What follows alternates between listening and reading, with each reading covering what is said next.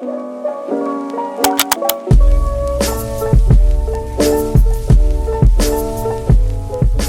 hello, hello, and welcome back to Kitchen Table Talks with Kat, the place where creativity and life stories unite. In today's episode, I'll be chatting with my very first guest, Beverly of Beverly Plans on Instagram and here on YouTube. She's a mom, a wife, a grandma, a nurse, and a planner, and I really love her channel on YouTube. She honestly tells you what's going on and what works for her and what doesn't. And she welcomes you to her hot mess. So without further ado, let's join in the conversation. Hey everyone, this is Kat of Paper, Pens, and Coffee, and today I have my very first guest, Beverly of Beverly Plans. And if you have not seen her videos yet, you need to. And you will be probably addicted to them like I am. I was addicted to when she told me, welcome to the hot mess. So welcome, Beverly. So nice to meet you. Thank you for having me. Absolutely. I am so glad that you actually listened to my little spiel. I don't know, I was listening to you and Roro, the little Debbie of that, and a couple others, and everyone's just like, I don't know what to do. And I'm just like, I'm actually feeling that. I just felt like a burnt out. And I guess, is it because it's mid-year? What do you think?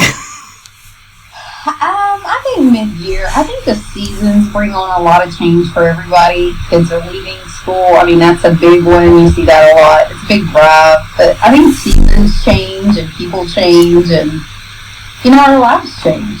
Yeah. And I think everybody's kind of changing at the same time, with the seasons. And summer is one of those times that, everybody wants to go small because they have less going on or they have, go on vacation more or whatever. So yeah, I think it is. And then I just found out that both of us have, I have a young adult child, but we have 3 children each, and each of our children are in the older ages. We're not running around high school or elementary school anymore. So I think, right. Well, you're more of an empty nester than me, but I think that probably changes in the summertime because then we're not trying to gather our children and say, what can we do? We have to go to the library. We have to do this. We have to do that. And, I think it just slowing down in time. What also attracted me to your channel was that you're if I can get my dyslexia in the right way, you're non-apologetic for what you're doing and how you're using it. And you mentioned one time that you burnt down your system. Being autistic and ADHD, I saw this picture of you putting all your stuff in the driveway and setting it on fire, kind of like that movie. What was it? So-and-so gets her groove back. I just imagine you like, and just like, she just burnt her system down. I went, ooh, I'm so sorry you went through that, but please tell me more. And then this is before I started doing videos about more planning or journaling. I've done that before, but I've never told anyone. So I've kind of burnt down my system in the closet. So would you mind mentioning a little more? What do you mean by you burnt down your system last February? Well, I was in a state of planner confusion. I get overwhelmed. Too many choices, too many things that I could do, and I want to do them all. As the typical ADDer, you want to do them all. You want to have this system because it looks a certain way, and this system because it functions a certain way, and I was just hopping back and forth, and it wasn't good for my mental health, honestly. And so I packed up everything in a bag. I stuck it out in my garage. And I was like, okay, I just told my brain, you can't have any of it. Figure out what you want. Right. So that's what I did. I had a little calendar that I got from Sterling Ink, one of her monthly booklets, and I had a notepad from Penny Gear. Okay. And I started making lists and got back to what was basic, just to kind of figure out what I really want and what I really need. Sometimes you just gotta burn it to the ground from the ashes. Yeah. Yeah, so it's funny that you mentioned pen and gear, and both of us having ADHD. This is going to be a wonderful squirrely conversation. It's the popular thing this year. Kind of like I feel like I'm back in high school, and it's like, look what I have. It's just like all of a sudden pen and gear. I'm like, that's awesome. This should be like it all the time, and not the $5 million books that we lust after. So that's wonderful that you're able to see what was not working for you and then just packing it up. So with having pack everything up and you're just back to basics, totally retro there, just a piece of paper and a pen. When did you decide you wanted to go back to some type of holder? And I'm using it, I don't know, plainly. They are binders. I think maybe we were all Trapper Keeper girls back in the day. I always wanted one. So what made you come back to saying, I want more than just a spiral little binder of paper? Well, I was somewhat into February when I burned it down, and by March I realized that I couldn't sustain the system because I really do have to have something that functions. Right. I have to have certain things. And I came back to personal rings because it was the most functional for me at that time. I think my February burn down was because I was in rings. I went into rings in November of the previous year. Okay. A6 didn't work out for me, but I still wanted to be a bound girl. I'm an OG bullet journaler. I tried that. I came into the community in bullet journaling back when Boho Berry was very. Oh, I remember her. Yeah. And, so and Ryder Carroll hadn't even put out his book yet. Oh wow, you're really OG. Yeah. I remember when the big thing was his book, and it came with the first bullet journal Lexterm, Oh, okay. How you pronounce it. But anyway, I still wanted to be a bound person, but it just wasn't working for me anymore. I needed more functionality out of it, and I was tired of drawing out my thing. Not that I was much of a drawer. I didn't. Yeah. It was very basic. Don't get me wrong. But I just needed more organization. So, and I think that's a lot of my confusion back in February was trying to toe both lines. And, I just sat down and said, okay, this was the most functional. This is what I can keep listing. I don't have to keep redrawing it because I go through a bullet journal about every couple of months. Oh, wow. I think, the previous October that, made me go into rings was I went through a whole bullet journal I went through a whole stology in 1 month. Whoa, that's a lot of writing. It's a lot of writing. And so I was like, this is ridiculous. Why do I keep making these things over and over again? Right.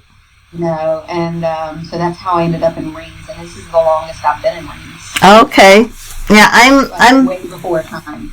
Yeah, I'm kind of new to the rings too.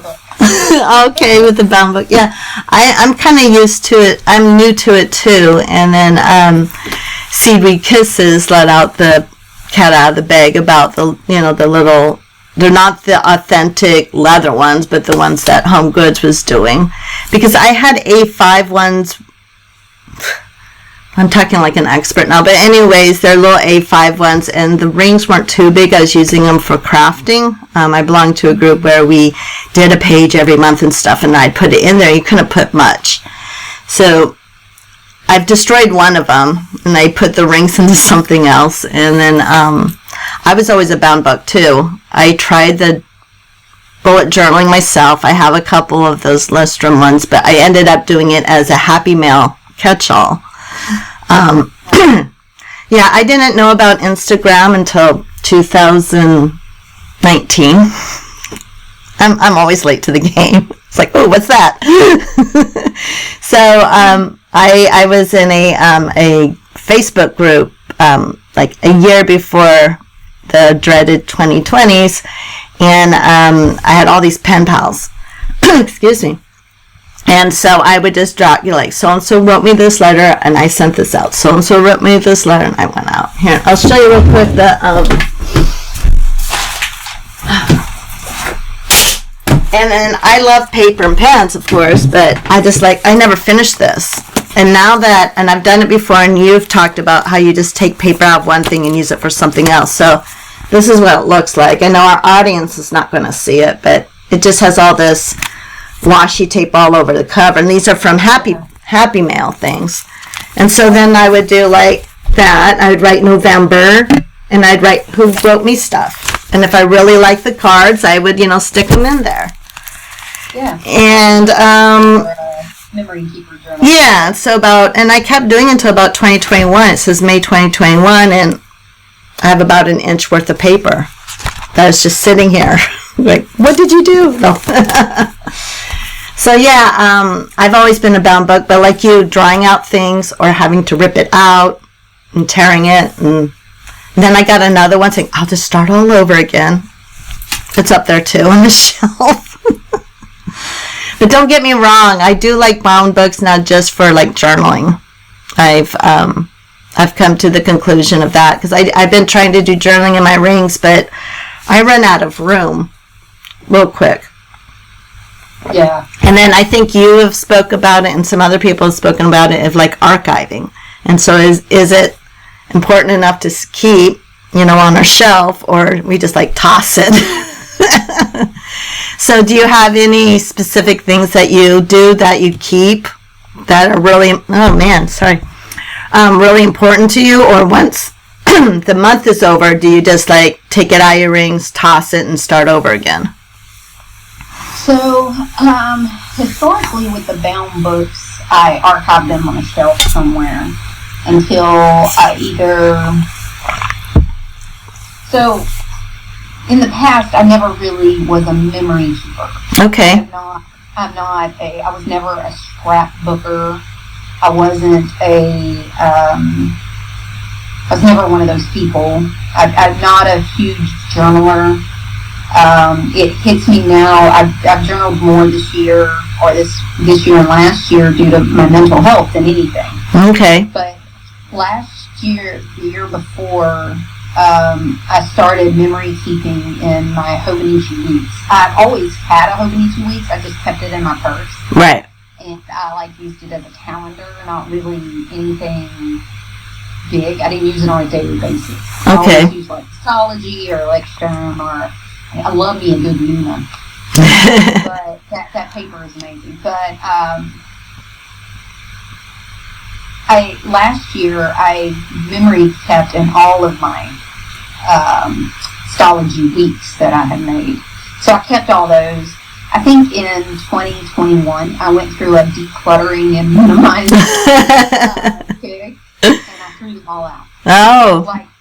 So anything before that is gone. So okay. I only have a 2021, 2022-ish. I have my Hobonichi weeks. And then last year's astrologies I have. And then that's it. Now, this year I have been archiving what I had kept. All my 86 I ended up throwing out. And I was like, I'm not going to keep any of this. But yeah, I don't know what I'm going to do with it. Honestly, they're all archived. Okay. Will I keep them? What will be important enough to keep? Right. Do you want what you want your children to read about you? Yeah. I may end up keeping. Now I memory keep in the months, and I have a monthly page that I do some memory keeping on about the month, like a snapshot. Yeah.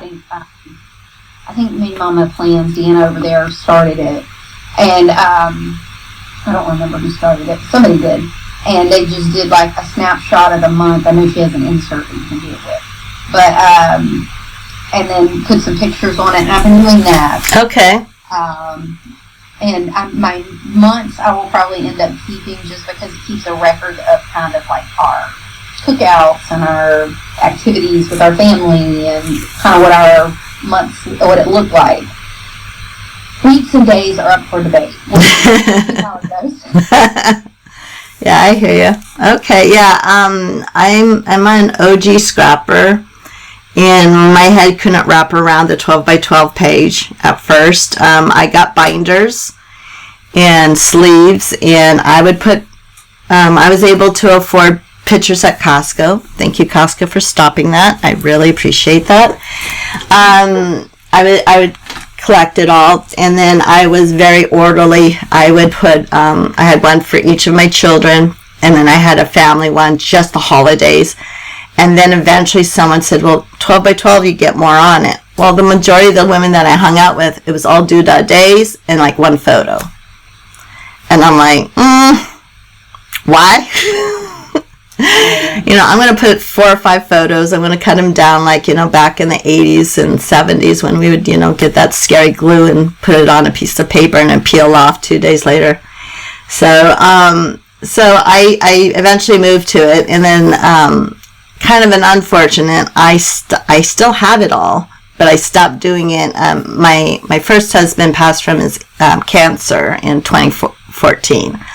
And so when he started getting ill, I stopped scrapbooking, but I still had pages. But I never put them in the book. But I have it all. So my 3 children, when they decide they want to have their childhood pictures, then go for it. So, but yeah, so I don't know. I'm trying to think of where I'm trying to go with this. Is this like, I've tried a lot of the things. I think maybe, not saying that our stationery, I'm going to use the word stationery scene is so saturated. There's so many choices out there, and there's so many ways of memory keeping and stuff. My husband of now, he loves taking photos. And if I memory kept all the photos he took, I would be like, this whole room would be full of photos. So I kind of like your way of the snapshot of the month. So I might give that a try, or even backtrack and just make, one book of, oh yeah, I remember this day, or this is when we went here. So yeah, luckily we have technology now that helps us remember. Yes. I can pop up through my Facebook and go all the way back and pick out monthly pictures if I ever wanted to do that. Yeah, like doing the decade or something, memory of the decade. Ooh, we might start something new here. I wanted to direct now and talk whatever you feel comfortable with. As I mentioned at the beginning, I have autism and ADHD, and they're like, you're autistic, you don't look like it. I said, I'm sorry, I don't look like your 6-year-old nephew that runs around in circles. And I say that justly because I raised a son who's also on the spectrum, and there is variations. That's why it's called a spectrum. He's 26 now. He drives his own car, and he is working on his college degree. And I know that there are parents out there that have children that are on the spectrum, and they are having to have a lot more support. Well, I didn't know I had a feeling I was autistic when I was filling out the form for him. Like, oh, that's me. But being a female, you get passed over. And just stick with me, squirrel. We'll get to the point here. I always knew I had ADHD, but I didn't have the proof. At university, they tested me, and it was a learning disability, which saved my bacon because I almost didn't get my degree. For why? High school algebra. I took high school algebra at a college level, taught by a high school algebra teacher who tutored me for free, and I couldn't even pass her class. My brain is not the math brain. So where I'm going with this is that, have you always known that you've had ADHD? I also have like social anxiety and a couple other things. I have a laundry list, but when were you, if you have been officially diagnosed, because I truly believe in official and an unofficial, if you know that you have it, then go for it. When were you diagnosed, and how has being in a binder or in a doing journaling thing, how has that helped with your mental health? So I was not officially diagnosed until this year. Oh, wow. Well, welcome to the club. Thanks. It's a great club. Woohoo! We'll get matching sweatshirts. Yeah, right?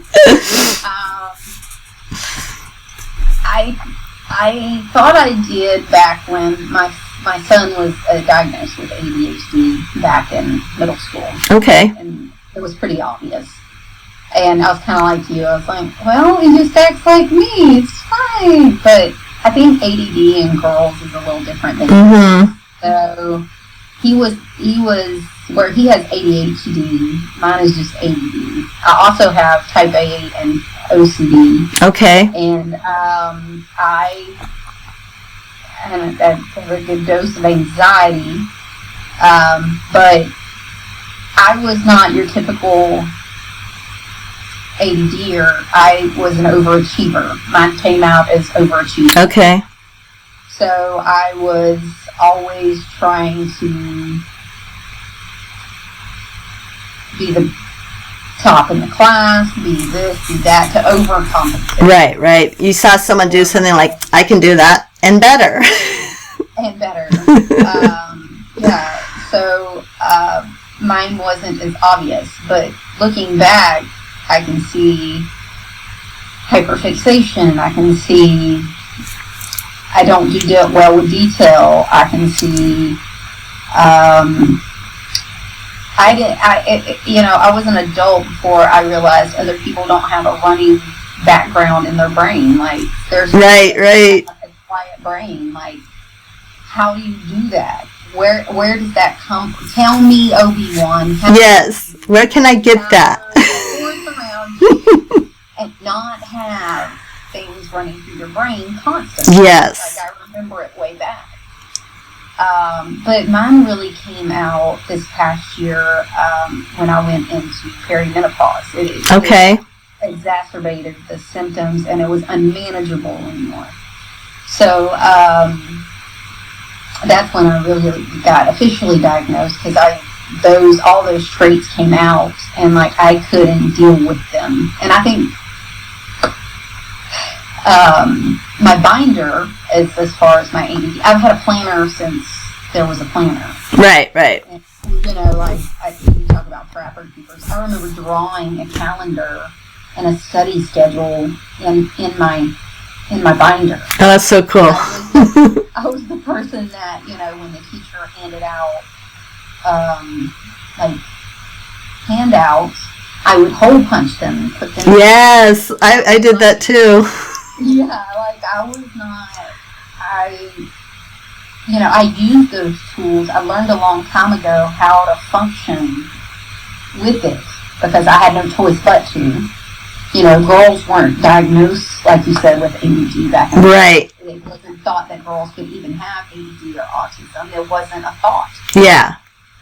Because it does manifest different in girls and women than it does in the male species. Yeah. The typical squirrel all over the place. A lot of ours is internal because we're told, act like a lady, act like, we have a different narrative. Right. Boys will be boys. Girls should be prim and proper. Right. So we internalize a lot of that. Absolutely.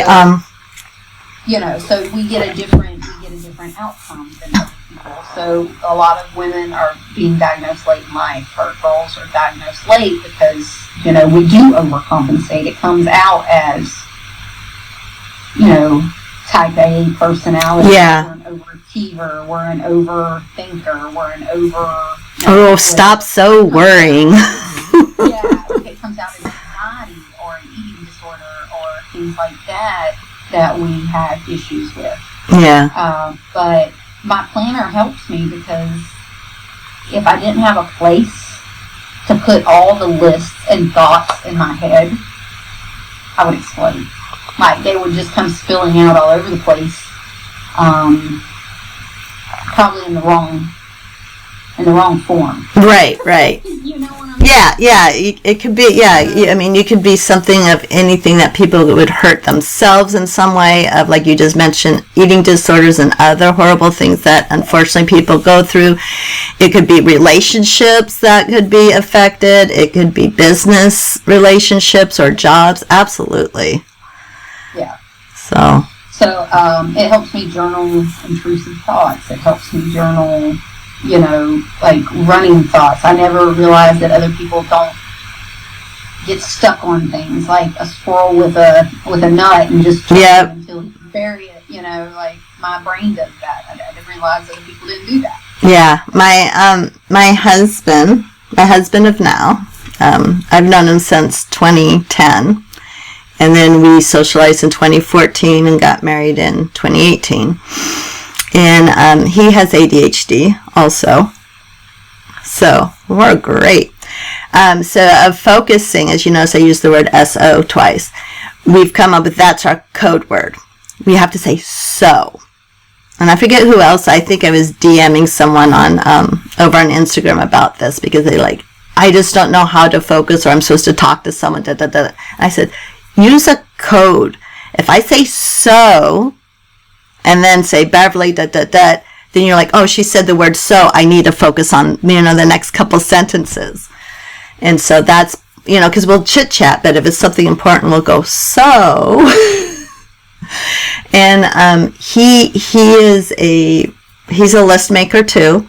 He uses every scrap paper. I finally got him to have a journal, which is exciting in the sense of a bound book, where I said, just write it down there, and then you don't have to look for 5,000 sticky notes. But he also has a squirrel on his hamster wheel that just goes.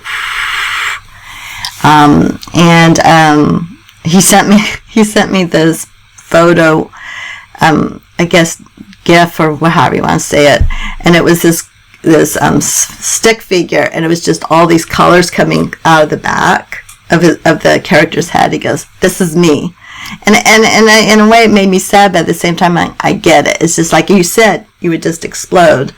I've internalized a lot of my ADHD. My daughter was technically diagnosed by the school psychologist back in elementary school, but as a fellow mom, I wanted to get your opinion on this before we move on to other stuff. But the woman didn't write it down in her permanent record. And the reason she said it, and this is before I went to I already went to university, but I didn't really study a lot of psychology or stuff like that at the time. And this is, well, we did have the internet, but anyways, see, squirrel moment. She said she wasn't going to put it down on her permanent record, because when the teacher reads who the student is, it's like, oh, ADHD, troublemaker, keep an eye on her, whatever. And I said, okay. And so when she would get distracted or something like that, one of the coping mechanisms I did with her, saying, hey, your ADHD is showing. And then she would like take a breath, and try to figure out. And she's 23 now, and at times she still gets frustrated things and hyper-focused on things. We all have that tendency, but are there some coping mechanisms now that you officially have ADHD besides your planner that have helped you in the past, that you're like, oh, that will help me now? If that makes sense. Yeah, I mean, outside of my planner, I've tried various medications, but they not always worked. I understand where the psychologist is coming from. ADHD and ADD used to have such a stigma attached to it. I really don't think it's until this generation of kids coming up now, like my grandkids, that it's widely known and more accepted. Yeah, it's interesting. So it's not as, like I said, it's not as much of a stigma. So I understand that. I don't know that I have any other coping skills. I'm a list person. Okay. So I used to, my kids thought I was crazy, but I would print off lists of things that needed to be cleaned in each room and tape them on the wall. Ooh, I like that. So you would walk around my house and there would be a list of things that need to be done in each room. But that's the only way. I'm a very, very 100% out of sight, out of mind. Okay. if I don't have it in front of me, or in my planner, or in my calendar, it does not exist.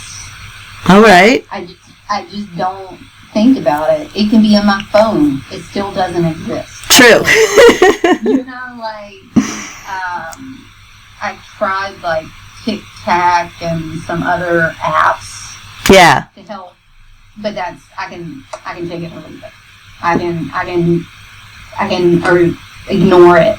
I can ignore my phone. I can put it down. Right. Wherever it is. Less now, because it's your whole identity now, but back then we didn't have that. Right.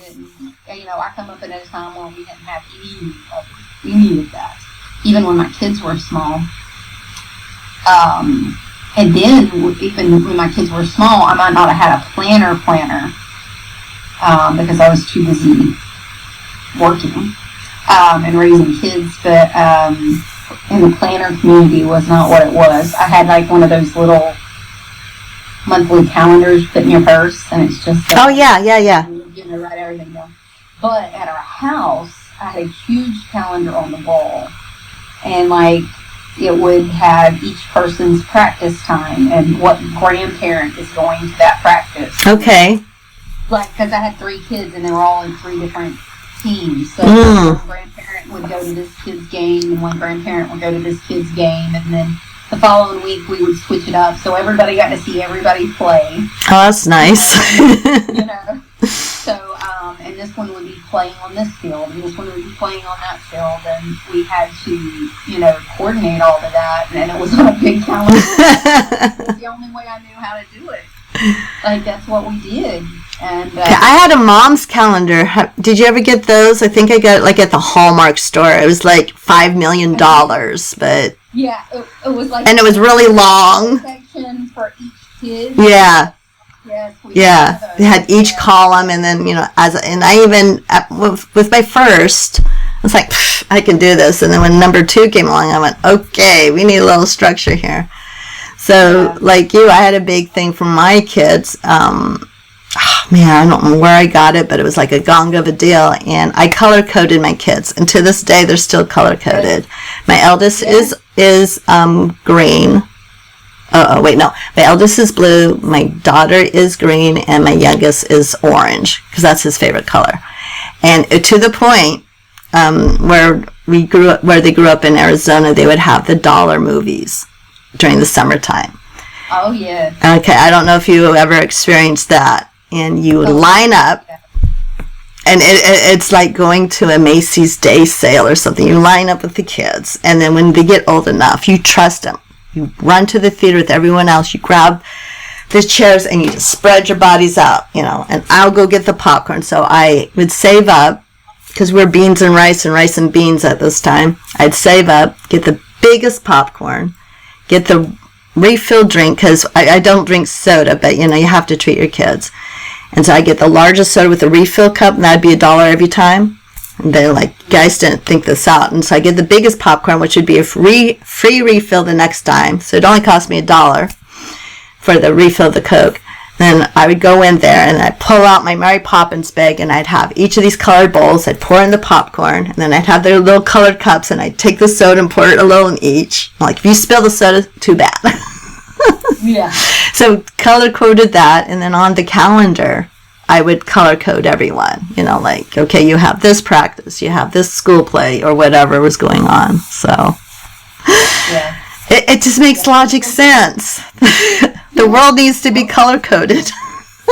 Yeah, I'm with you.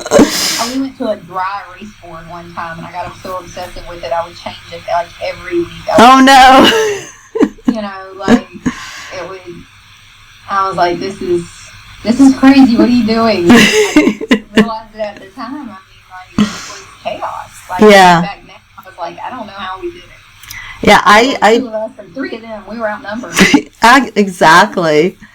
And also, things that happen, like when I was at university, talking of color coding, each topic I had, I would give a color to it. So, like, when I had a literature class, I did yellow, the pages of, literature of old. So my binder was yellow, the this is before loose leaf paper, I guess, the spirals would be yellow, the folder would be yellow, so that would just be, for that class. So I've done that, and I kind of do that now with certain things in my room that, if it's not that color, I can't use it for. I'm like, oh, that's silly. It's just going to sit there. But I was going to ask you something else. You mentioned before we started that you were a nurse. You started out at the ER, and now that you are kind of more behind-the-scenes nurse. And has anything changed of going from an ER nurse to behind-the-scene nurse, of like trying to keep organized or with your ADHD and planning and stuff? Well, I think everything changed. I think I was very good in the ER and critical care because everything constantly changed. You never had a patient more than that time. Okay. Like, in the ER, it was a constant turnover, so it fed my ADD in the fact that it was always something different and new, and I was always doing something different and new. So I was able to constantly have that stimulation of adrenaline. Right. So to speak. So my body, replaced the dopamine it wasn't making to adrenaline. Like, we were constantly moving, you were constantly going. There was never a dull time. Even critical care, when people see like ICU and things like that, they're like, oh, everything's so quiet and under control. Behind the scenes, it's chaos. I bet. Because the way we put forth, it's a controlled chaos. It's a very controlled. My OCD thrived in that, in that arena. Behind the scenes and quality that I do now, everything is detail oriented. Okay. I don't do well with detail. I'm a big picture person, so I have to be very careful with what I do. So, and what kind of behind the scenes job I do, I guess, so to speak. Like, I had to adopt new skills. Okay. So I had to become more detail oriented. I had to, when I'm not, I have to give it to, I love my little coworker, but her OCD is off the chain. So I give it to her and I'm like, here, look at this. See what you can do with this. Yeah, like, just make sure that, and she's OCD to the point of, well, you didn't put a comma here and this is a possessive and not a noun. And I'm like, listen, I didn't learn any of that. I'm not good at English. Yeah, you do you, boo. Yeah, like I wanted to be, like, one of my ADD fixations was I was going to be a writer. I was going to write a book. Okay. Yeah, I can't. I didn't pass. I didn't take English. Like, I took, like, the minimum I had to have for my master's. Oh, wow. Okay. Like, I didn't. You didn't diagram or dissect those sentences. No. I did what I had to do to get through those classes. I hear ya. It's my life. I'm not. That's me. Yeah. That's me. I like math because no matter what I do with it, it all comes out the same. Like, it, like, I can. Like, 3 + 3 is always 6. Right. There's not there, and there. Right. This, that, and that. What lay, lie, or... Yeah. Yes. Yeah. So, as far as that goes, I mean, everything changed. I had to take on new tactics, and so now I have to be more detail-oriented. What does that look like? More lists. Like, I have a checklist for everything I do. Okay. I have a checklist for every part of my job. And they're ones I made, because if I don't, I forget. Yeah. It sounds like you're more of a visual thinker too, sounds like. I am a visual thinker. You were talking about, like, taking notes. I'm not a note taker. Okay. I took the charts out of the books. I spent more money through nursing school in the library at the photocopy machine than I will ever tell you.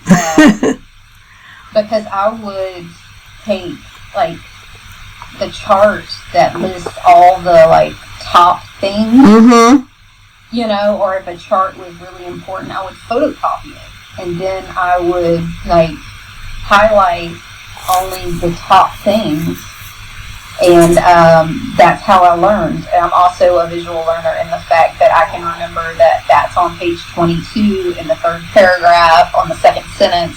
It said this. I think I found my twin. That's my. I get ya. That's my learning. Yeah. You know, I don't do well reading a book. I have to have, like, if there's a video out there, you got to show me the video. Yeah. I got to see it. People will call me and say, I don't understand this. I did this, this, and this. I was like, well, show me your screen because I don't understand a word you're saying. Okay. And I was like, press that right button. Press that left button. This is what you do. But I can't. It's the auditory. I don't know the scientific word, but I know what you're talking about. It's an auditory. It just like you have a deflector on your eardrum, and it's like, no words in here today. Yeah. Yeah. I was like, you know, that meme of his little video that goes around about ADD, and it's like, oh, when you're done with the laundry, can you mop the floors and, you know, take out the trash and do this? I was like, I heard laundry. Yeah. Or it's like Charlie Brown's Adults. Yeah. If you want it done, you're going to have to make me a list. Yeah. I got nothing. My kids, I used to tell them, like, I'm not good at picking up audio cues. Yeah. So I would always tell my kids, hey, Christmas is coming. Send me a list. I don't do well with that kind of thing. Right. That is part of it. I don't pick up on that kind of thing. Yeah. Because my kids would be like, Mom, we could be talking directly at you and you don't hear us because I have tuned y'all out for years. I don't hear it. Yeah. My husband's able to do that too when he's focusing. And it's like, did you not just hear what I said? So I've learned over the years to make sure I have his attention and repeated. Because I only hear from one side, so auditory is a real brain teaser for me. And so you would probably say something to me that's important, and I'm like, can you say that again? So what I have learned is that, I took high school Spanish because I had to, and then in college I took ASL, American Sign Language. I have an actual interpreter degree in it, so I was deep dive into ASL. But anyways, ASL, and I bring up Spanish because a lot of us have taken Spanish. Like in Spanish, you could say the house is red by saying casa es rojo, or you could say rojo casa. And it means the same thing. In ASL, it's like that. You establish what's going on, then you put in some words, and then you have your sentence. And so sometimes what I've learned is I have to reword my sentences. So I could tell, like, Beverly, look, the house is red. And you're like, I'm sorry, what are you saying? And finally I'm like, oh, red, house, see? And they're like, oh, yes, you know. So it was funny because I was labeled with learning disabilities, but I am a huge note taker. But then at the same time, I needed books on tape because, like you, I would read one or two paragraphs and my eyes would cross, and I'm just like, no, thank you. But what was the unfortunate thing back then is that they wouldn't pick someone with a real nice reading voice, like, you know, Cumberbatch or something. They would have a person that would read this. And it's already a scientific book. And then with a boring voice, and I would put it on fast forward, and that didn't help. So it was a struggle bus. I even tried one time, someone talked about the red notes. And I'm like, it's the professor's notes, but on red paper, so you can't copy it and pass it on. I don't know if you ever heard of red notes. I got one red note because I was peer pressured into it, and it was like $4 or something. You went to the campus bookstore, and literally it was on red paper, and it was typed up. Typed up. and it was hard to read because it was on red. And I'm like, what? It's kind of like, why is it on red? You could call it red notes or whatever, but it's so you would not copy it and pass it around. Right. And so that was an epic fail and a waste of a couple dollars that I could have bought a sandwich with. Right. So it just like, I've had a couple hits and misses too. And then from what I learned, I try to teach my children in school. My youngest, who just graduated from high school, he had his own system thing, but I don't know if maybe your youngest or your youngest and middle child, what happened when we were in Arizona, I guess they finally realized that children needed scheduling, and so they give them their own agenda, not a planner, but an agenda. I was so stoked. I was so excited for them. And they're like, my teacher's making me write all my assignments, and then I have to check it off, and I have to put this on this calendar. I said, yeah, isn't that great? Now you know what's going on. They're like, ah. My kids had a planner that they each got in school. Yeah, the schools provided them. Yeah, the school provided them, and they had to write out their assignments, and they would get a point every morning when the teacher would come in and check it. Mm-hmm. Like their own, like that was part of their, their grade. Right. I was so excited. And I was like, damn, this would have been I would have got for free. Like, I was just... Yeah. So, can you bring Mom home one? I'll be color-coded. Yes. Yeah. I'm trying to remember. I think it only lasted one semester in high school when we had the infamous lockers, and I would put a list or something that I would have to do. But I learned right away. I love calendars. In my room, I have like 3 calendars right now. None of them are functional. One's just a small, cute one, and one is just the moon phases. And then I have this guy that I picked up at this thrift shop. It's a whiteboard. I know our audience can't see it, but it's one of those whiteboards where it's already gridded out for you. So I got it on this chance because I'm going to go back to school next month to get my master's in mental health counseling, and so I'm like, I will need that. Will I really need it, Beverly? I don't know, but I'm like, I'll be ready. You'll use it like the first class, and then that thing will die somewhere in a corner. Yeah. Just ask me because I have like 5 degrees, and I will tell you real quick. Hey, sticky notes are really good on it. Of every degree. And I'm like, where's the note cards I bought like 3 semesters ago? I still haven't used. There's dusting them off, pulling them out of the wrapper. Like I use 5, and then like my kids adopt them somewhere. Like, Yeah. Like, Yeah. The last time I was absolutely what happened. I was in school. I graduated in '93, so it's been a long while. I'm finally out of high school with my last kid, thank goodness. And so I have an A5, and I did a video on my YouTube channel about the A5, and I think that is going to work for me because it's just going to be a catch-all, I guess is the phrase, where I can just have a master calendar because everything is electronic. And my husband goes, you're just going to have to suffer through it and put it on your phone. So I have the school calendar because they use a certain program, and then I have our Google calendar, and I'm just like, if it's not on paper, it doesn't exist for me. Yeah. So I did that with my last degree. No, my last degree, I did it all online. Trello is great. So is OneNote. Okay. But I absolutely recommend both of those. But especially with school, and I still use them in work because most of my work is computer based. Right. I only keep a retro calendar of what happened. Because I have to be able to show my deliverables to my boss. Yeah. Like what I did. But everything else is pretty much on thing. And I keep a paper calendar of like my meetings that I have to do something in. Uh-huh. But other than that, everything else is on computer. And my last master's was all on computer. And Trello and OneNote were very helpful.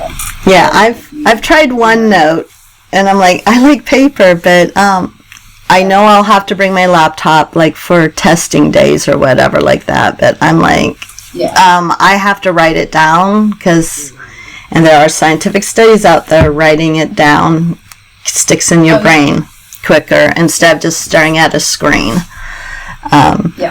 And it's really sad because they show pictures of people like taking pictures of the whiteboard or the slideshow, and it's like, you're not at a concert, that's not going to get into your brain. And then they're so shocked that they did so poorly because, like, well, what did I do wrong? It's like, you have to actually study to understand it.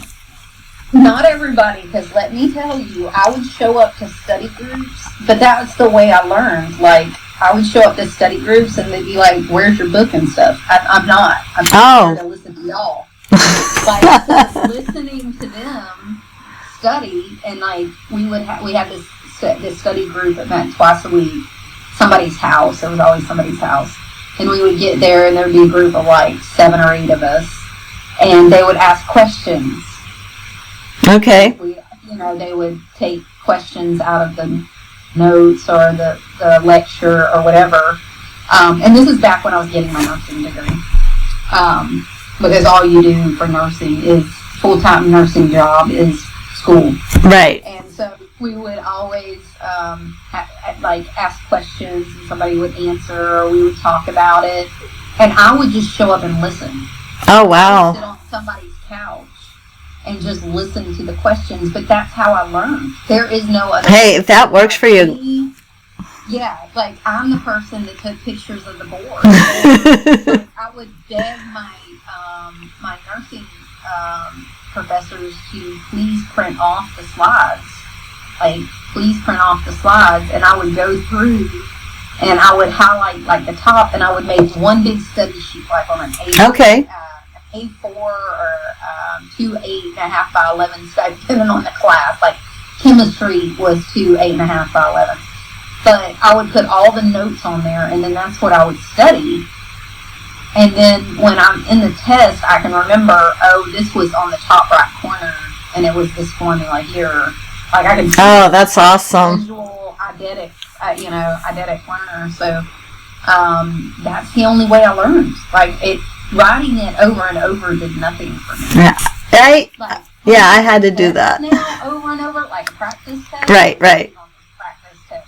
I would go through and do all those, and I would do it over and over and over again. That's how I studied for my nursing classes, the NCLEX, and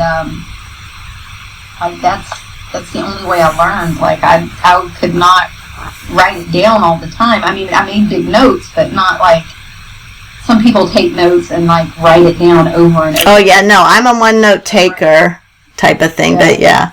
The only thing I wrote over and over again is I epically failed it, because you know how we change our degree 5 million times. My undergraduate degree, one time I was going to be working, believe it or not, with the doing hearing tests and stuff, and so I had to take anatomy and physiology of hearing. Well, I thought it was going to be the shoulders up. Well, it was just an anatomy class, and I epically failed it.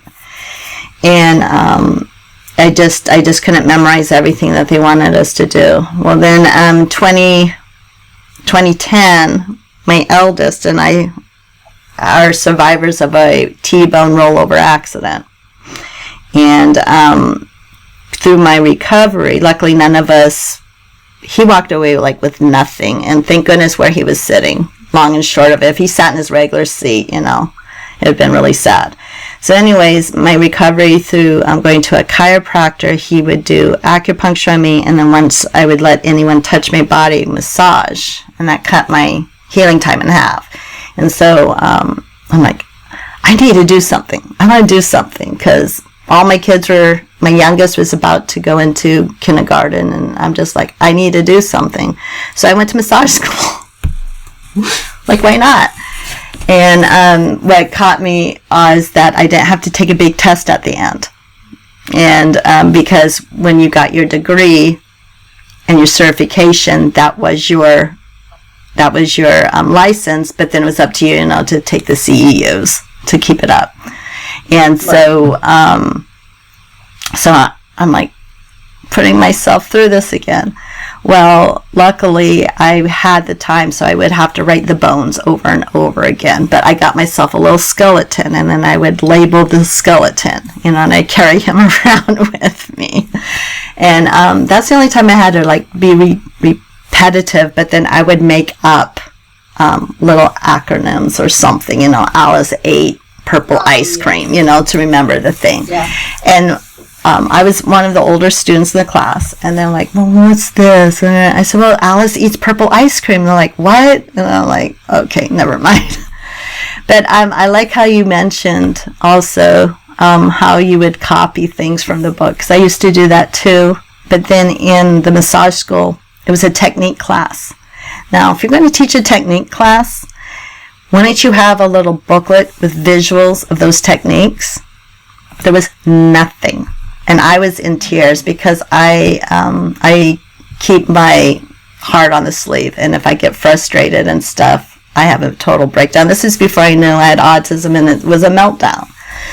So I ignored my family for one weekend, and I got on the internet, and I typed in every test that this guy told us that we had to do. They're different, like flex testing and things like that.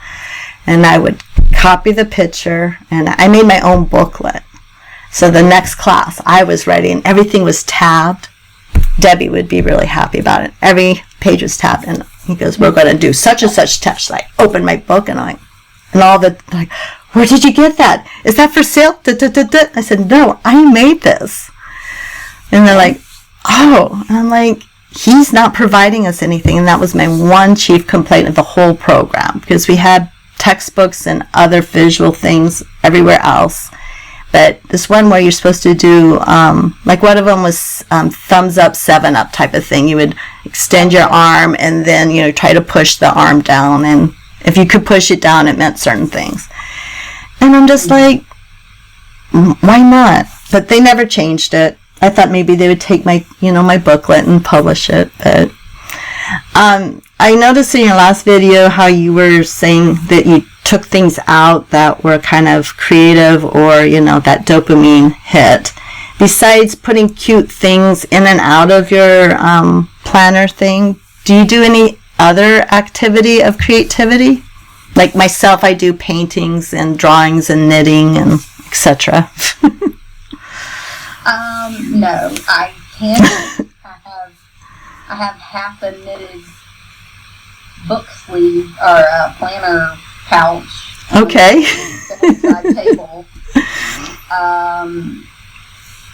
And I think I mentioned this in one of my videos, but I'm just not in my creative era right now. Okay. In the past, I tried doodling. I'm not good at doodling. I'm not good at art. That was never my talent. I didn't get into planning as a creative hobby, and I think a lot of people do.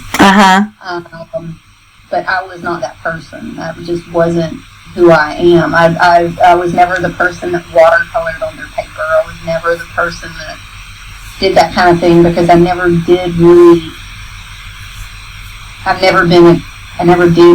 creative arts, I guess you could say, or what people would define as creative arts. Okay. My creative thing is, getting a sarcastic sticker and slapping it down. That's about as creative as I get. I'm not good at, and this is one of the things, this was one of the things that kept me off of Instagram and YouTube for so long. All right. Was the creative side of planning. So I always felt like a fraud because I don't do creative planning. I would look at other people's planners and they would be so aesthetic, or they would be like Lindsay Scribbles, who does beautiful, beautiful doodling. Everybody seemed to even their bullet journals. When I was a OG bullet journal, my bullet journal didn't look like other people's. Creative bullet journaler of Boho Berry or Doc Sheena that you see now. Mine was the Ryder Carroll. Right. The bullet journal. It literally had the stuff I had to do. Right. Like, I've not been one to be a creative person. That just isn't who I am. I don't art. I don't. That's why I don't think I was ever a scrapbooker. The most I've ever done is, like my kids when they were little. I would find a very pretty photo album. Like in 2020 when we moved, I had 2 40-gallon tubs of memorabilia. Oh, wow. Yes, of my kids through the years. And so I got them each individual tubs, and I separated it, and I labeled it. Right. And I'm not that person. I'm not the creative outlet person. All right, that's okay. I still like you. I go to Disney on a regular basis. I travel. I try to do things. But yeah, I'm not the artsy person. All right. And that is one of the things that kept me off YouTube. Like, I didn't get on Instagram until really March of this year. Really? Okay. Maybe. I had an Instagram. Right. Don't get me wrong. But I didn't really... Like sharing. Yeah, I even shared stuff here and there, but I never really got into it until this year. I went from, I think, in March, I had 200 followers. That's how much I shared. Right. That's I didn't, I did a little bit here and there, but I never got on Instagram because it was where all the pretty planners were. Gotcha. That was the thing. Yeah. That kept me. And it's one of the reasons I opened my YouTube, Welcome to the Hot Mess, because I need you to understand that if you're coming here for aesthetic pretty planning, this probably isn't your forte. Right. Now, if you want to come here for the hotness, craziness that can be planning, yep. But that's not, I don't do a whole lot of creativity. Okay. Planning is my only, I think, creative hobby. All right. That's good enough for me. Yeah. Sorry. No. Sorry. No, I've always done some form of art, and like you were mentioning, in schooling, you went above and beyond, and that was in my art world. My sister, she no longer does it. She had a talent for it. She did a lot of knitting, and then all of a sudden she dyed yarn, and I'm like, I can do that. So I taught the safest way is Kool-Aid dyeing, and then I did find a company, Rivalry, if I'm saying it right. It's the Facebook version for knitters and crocheters. I found a lady on there that was selling non-toxic dye, meaning that you didn't have to wear a valet mask when you were mixing it and stuff. And if you got it on your skin, you weren't going to, die or something. So I did that a lot. And then she got a spinning wheel. And I'm like, oh, I can do that. So I got a spinning wheel, and I took one spinning class, and it was frustrated as hell. And my mom and I would be tearing up and everything because I get very emotional. And my mom goes, well, maybe it's not for you. I said, no, I'm going to learn how to do this. And eventually I learned how to spin. I haven't spun in a long time. I spin in small circles in other ways, but and then I knit very basic stuff. And then we went to a yarn wool thing, and there was a weaver, not the big weaving things, but the looms. And my husband goes, oh, you should try that. I said, okay. So I got myself a loom. I just finished a couple months ago a project that was on the loom for almost 4 years for my best friend who lives in California. Unfortunately, her and her husband in town, Paradise, California, in 2018 had that horrible fire, and she lost everything. And prior to the fire, I made her, a shawl thing. So I'm like, I'm going to make you another one. It only took me 4 years, but... and I forgot how long it was, because I just like, I'm going to use up this yarn. So it like wraps around her like 7 times. She goes, no, it's okay. But I think that's okay, and I like your honesty about it. And I agree with you. Kelsey Doodle has some elaborate pages, but what drew me to her is that her honesty about mental health also, and she's doing it for her mental health, and she has a certain aesthetic, and she loves certain things, and I just love her honesty about it. And I think that's what drew me to your channel, is that this is my honesty of it. And if you don't want to stick around, then bye. Yeah. So I think we need a lot more of that in the community. I know we get on the tangents, and like someone finds a really cool thing, and like if it's in your money bracket, go for it. If it's not, don't worry about it. So I hope there will be more people, whoever the 2 people that listens to this, will know that whatever you do, creatively or through planning or memory keeping, you just do you, boo. Yeah. For a little bit, I was involved in some Bible journaling, and all that entails is scrapbooking inside a Bible. Now, there's some people that'll put their hand to the heart and go, oh, how dare you, and the others are like, yeah, I do that. But it's just another form of creativity, and it's mostly women, and they love, learning about their faith that way. So I did that for a while, but it wasn't for me, because it's just like, I'm just going to have this big, book that's really, really fluffy, and then if I want to go back and look through it.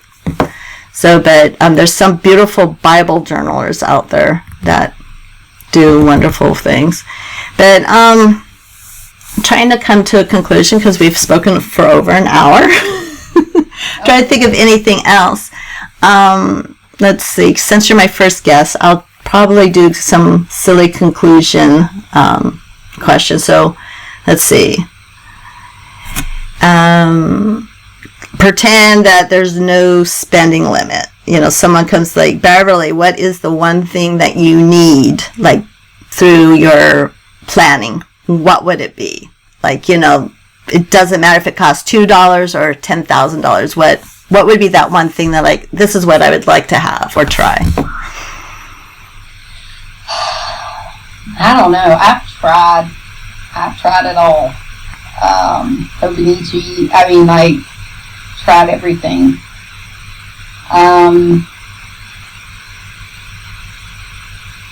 There was a beautiful ostrich Giglio on the buy sale trade the other day that I would 100% buy if there was no limit. Okay. But that just was like $600. Holy moly. Like, what type of leather? Ostrich. Oh, wow. Okay, I've seen that in boots. So do they keep the bumpity part, or? Yeah, it's like quills. Yeah, instead of the printed ostrich, it's just quills printed on calf leather. It was real ostrich leather, and it was a beautiful gray color, which I just loved. But yeah, it was like $600. Oh, wow. Like, oh, no. Now I felt bad buying the Giglio I bought. I've thought of destashing it because I don't use it as much. I always feel bad when my stuff goes unused. I feel right. Like my money's worth, but no, if that was the limit, I would probably do something. I would probably get something like that. Everybody has the LVs and things, but it just doesn't appeal to me. I've never been like one of those name brand people. I'd much rather buy up all of my several of my chic sparrows and add multiple books to Yeah, I've seen the chic sparrows go around in different sizes, and they do a gorgeous job of that. So yeah, they're beautiful. Great leathers. yeah. I've had several people message me, more than several, about turning, traveler's notebooks into the personal rings right now, and I guess it's catching on, maybe. Yeah, I did an actual traveler's notebook. I got one generic thing, and then I'm going to get the real thing, but then I wasn't educated of the different feels of the leather, and that's why I ended up painting it. It's the real soft one. It's not the more sturdy leather one, and I would just carry it around and rub my hands on it, and they're like, oh, it'll patina over time. And listen, that particular one does not patina. So I'm like, you're getting a paint job. So I really like it, and I put some rings in it. I can't think of her name right now. I'll probably, put it in the notes. But yeah, I like the ring thing, but I've been missing my traveler's book. So if the one thing that I would buy if there was no limit is a leather carry-all. It was, I forget the brand name, but anyways, it was made to mimic an old medic bag. And so it's all stiff leather, but you open it up and it kind of would be like a little secretarial shelf. And so you would have everything for your pens and your books, but then it would fold down so it would be like a smooth writing surface. You could write on it. And then everything, and it had a strap so you could carry it. And yeah, it's very pricey, and I'm like, that would be cool to do. Because they had a wooden one, but I'm like, I don't want to lug around a wood box. Right. That would be too much. All right, Beverly, I am so glad we were able to do this, and it was so nice meeting you.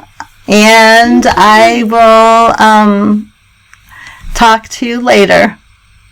Okay. Thank you for joining in today's conversation on Table Talks with Kat.